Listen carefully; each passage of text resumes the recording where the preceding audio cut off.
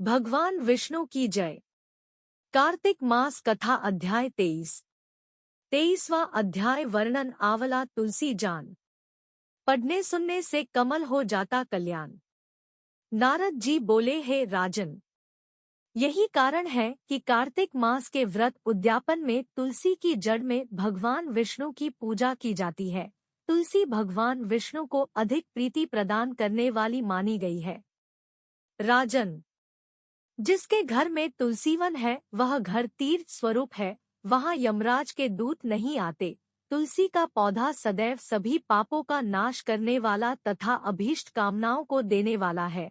जो श्रेष्ठ मनुष्य तुलसी का पौधा लगाते हैं वे यमराज को नहीं देखते। नर्मदा का दर्शन, गंगा का स्नान और तुलसी वन का संसर्ग, ये तीनों एक समान कहे गए हैं। जो तुलसी की मंजरी से संयुक्त होकर प्राण त्याग करता है वह सैकड़ों पापों से युक्त ही क्यों न हो तो भी यमराज उसकी ओर नहीं देख सकते। तुलसी को छूने से कामिक, वाचिक, मानसिक आदि सभी पाप नष्ट हो जाते हैं। जो मनुष्य तुलसी दल से भगवान का पूजन करते हैं वह पुन गर्भ में नहीं आते, अर्थात जन्म मरण के चक्कर से छूट जाते हैं। तुलसी दल में पुष्कर आदि समस्त तीर्थ, गंगा आदि नदियाँ और विष्णु प्रभृति सभी देवता निवास करते हैं। हे राजन, जो मनुष्य तुलसी के काष्ठ का चंदन लगाते हैं उन्हें सहज ही मुक्ति प्राप्त हो जाती है और उनके द्वारा किए गए पाप उनके शरीर को छू भी नहीं पाते। जहाँ तुलसी के पौधे की छाया होती है वहीं पितरों की तृप्ति के लिए श्राद्ध करना चाहिए। जिसके मुख में, कान में और मस्तक पर तुलसी का पत्ता दिखाई देता है उसके ऊपर यमराज भी दृष्टि नहीं डाल सकते, फिर दूतों की तो बात ही क्या है। जो प्रतिदिन आदर पूर्वक तुलसी की महिमा सुनता है वह सब पापों से मुक्त हो ब्रह्मलोक को जाता है। इसी प्रकार आंवले का महान वृक्ष सभी पापों का नाश करने वाला है। आंवले का वृक्ष भगवान विष्णु को प्रिय है। इसके स्मरण मात्र से ही मनुष्य गोदान का फल प्राप्त करता है। जो मनुष्य कार्तिक में आंवले के वन में भगवान विष्णु की पूजा तथा आंवले की छाया में भोजन करता है उसके भी पाप नष्ट हो जाते हैं।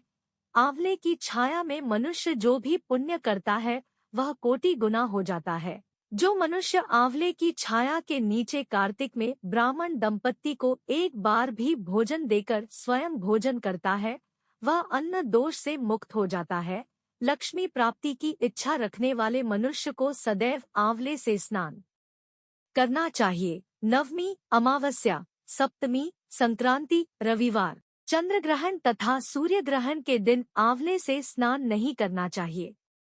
जो मनुष्य आंवले की छाया में बैठकर पिंडदान करता है उसके पितर भगवान विष्णु के प्रसाद से मोक्ष को प्राप्त होते हैं। जो मनुष्य आंवले के फल और तुलसी दल को पानी में मिलाकर स्नान करता है उसे गंगा स्नान का फल मिलता है। जो मनुष्य आंवले के पत्तों और फलों से देवताओं का पूजन करता है उसे स्वर्ण, मणि और मोतियों द्वारा पूजन का फल प्राप्त होता है। कार्तिक मास में जब सूर्य तुला राशि में होता है तब सभी तीर्थ, ऋषि, देवता और सभी यज्ञ आंवले के वृक्ष में वास करते हैं। जो मनुष्य द्वादशी तिथि को तुलसी दल और कार्तिक में आंवले की छाया में बैठकर भोजन करता है उसके 1 वर्ष तक अन्न संसर्ग से उत्पन्न हुए पापों का नाश हो जाता है। जो मनुष्य कार्तिक में आंवले की जड़ में विष्णु जी का पूजन करता है उसे श्री विष्णु क्षेत्रों के पूजन का फल प्राप्त होता है। आंवले और तुलसी की महत्ता का वर्णन करने में श्री ब्रह्मा जी भी समर्थ नहीं है, इसलिए धात्री और तुलसी जी की जन्म कथा सुनने से मनुष्य अपने वंश सहित भक्ति को पाता है। माँ शारदा की प्रेरणा, स्वयं सहाय। भगवान विष्णु की जय।